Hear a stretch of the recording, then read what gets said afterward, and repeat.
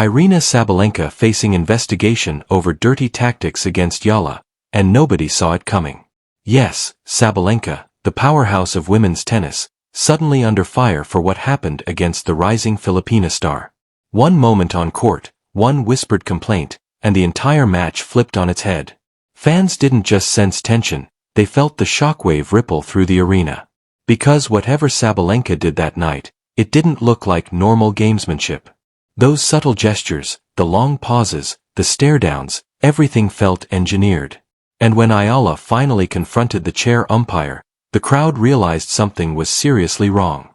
Screenshots spread, accusations grew louder, and tennis authorities were forced to step in. Now the question is simple. Was Sabalenka just being competitive, or did she cross a line she can't walk back from? Everything begins long before the controversy exploded, long before hashtags, screenshots, and investigations filled the timeline. It begins in the quiet stretch between tournaments. That space where ambition sharpens, where pressure grows silently, shaping champions and challengers alike. Aryna Sabalenka had spent years carving her name into the sport with fire and brutality. Her rise was meteoric, her presence undeniable, a storm wrapped in muscle and resolve. Fans admired her for that raw, unfiltered power. Her opponents feared the way she could bend a match to her will with nothing but a glare and a violently perfect serve. She wasn't just a top seed, she was the standard. But every era meets its disruption. And for Sabalenka, it arrived in the form of Alex Eala, the fearless Filipina sensation whose rise felt less like a climb and more like a detonation.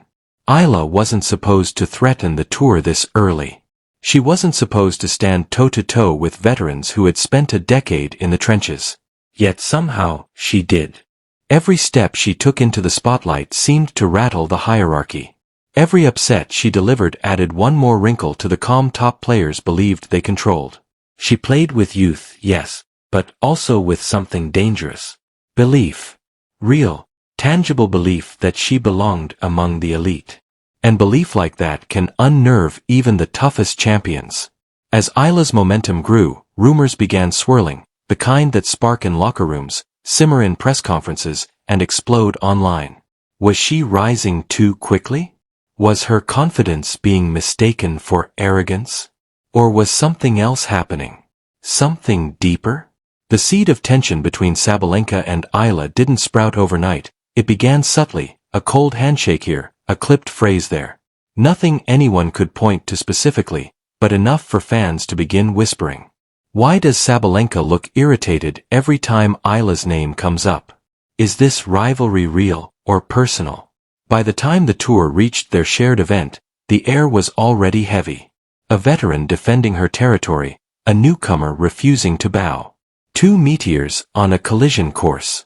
When they finally crossed paths again, even before the alleged dirty tactics, even before the so-called investigation, you could feel the electricity.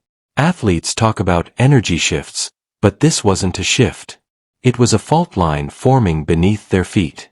Eala entered the Sabalenka disrupting play. Fans started piecing together every moment as if assembling evidence in a courtroom.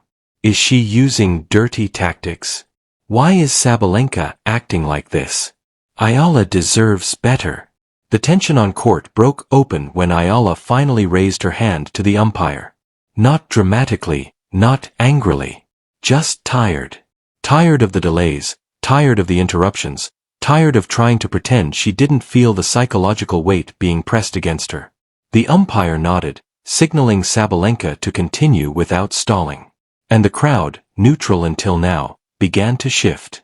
A few murmurs of disapproval turned into waves of discomfort.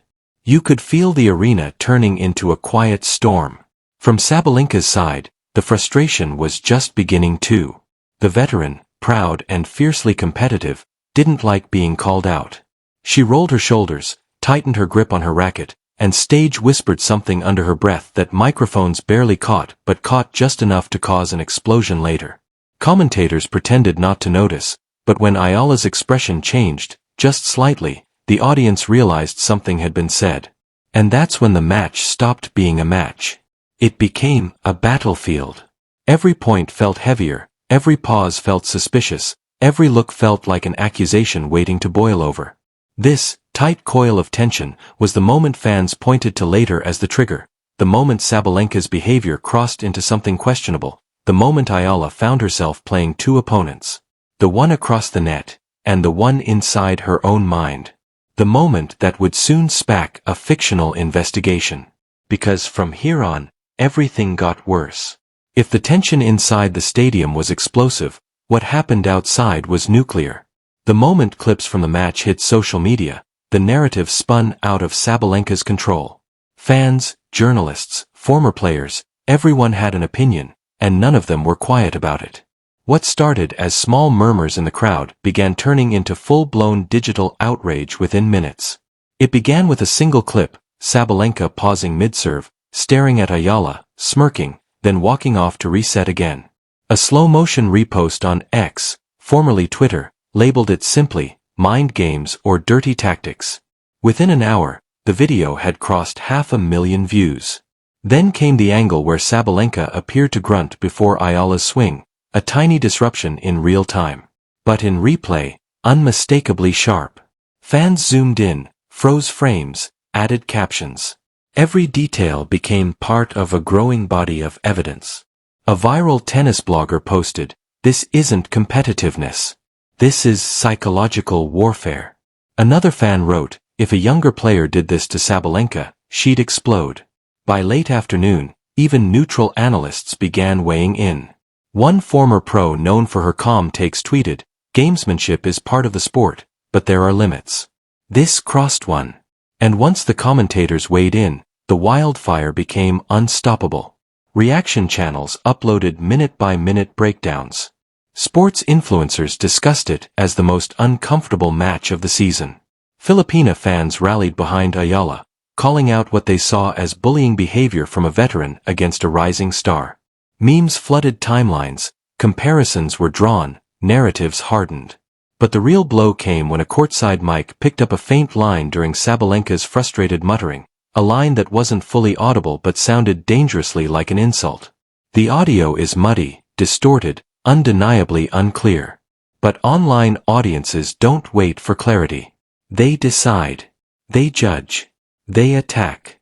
Within hours, #StandWithEala began trending in multiple Asian countries. Another hashtag emerged, #InvestigateSabalenka, fictional but treated as gospel by tens of thousands of users. Fans began tagging tennis officials, demanding transparency, demanding statements, demanding consequences. Clips of Eala calmly talking to the umpire were shared repeatedly, framed as proof of the pressure she endured. Side-by-side breakdowns compared the rising star's restraint with Sabalenka's escalating irritation. Suddenly the match wasn't the story. The controversy was. By the next morning, the fictional tennis authority released a short, vague message saying they were reviewing footage from the event for potential sportsmanship concerns. They didn't name Sabalenka, they didn't mention Eala, they didn't specify details, but everyone already knew. News outlets seized the headline.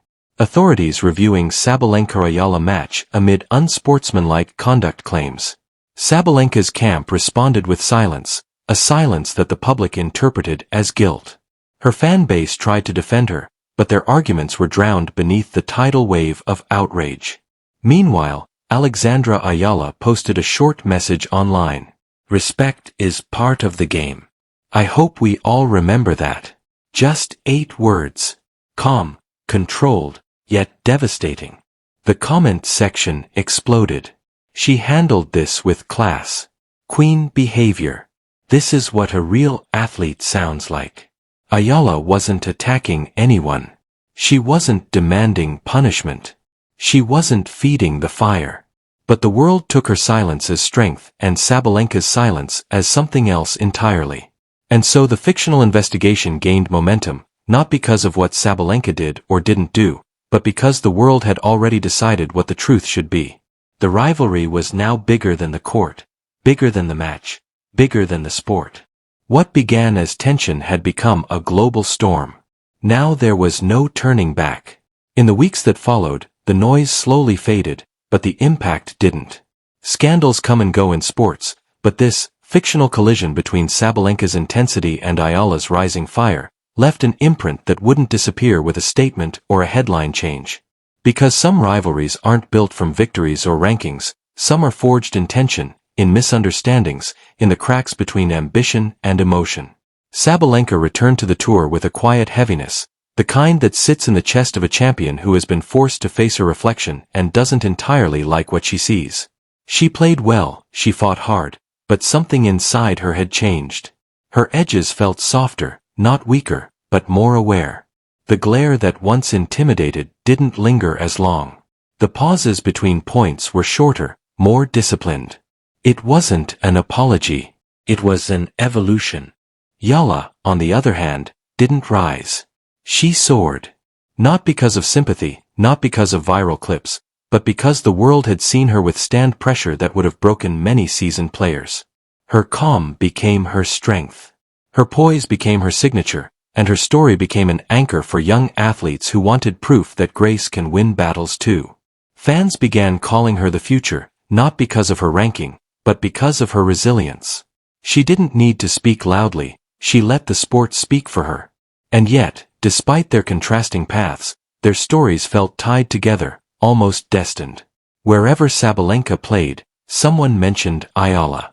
Wherever Ayala played, someone brought up that tense match, the delays, the glances, the spark that ignited a global conversation. A fictional investigation might have closed, but the rivalry? That lived on. Journalists began to ask the question openly, will they meet again, and what will it look like this time? Some imagined a fiery rematch, full of intensity and pressure. Others envisioned a moment of mutual respect at the net, two players acknowledging the storm that shaped them both. Fans debated endlessly, choosing sides, switching sides, creating new narratives. Because that's the thing about rivalries. They don't disappear. They evolve. They deepen. But perhaps the most striking part of the story wasn't the tactics, the investigation, or even the backlash. It was the reminder that athletes are human.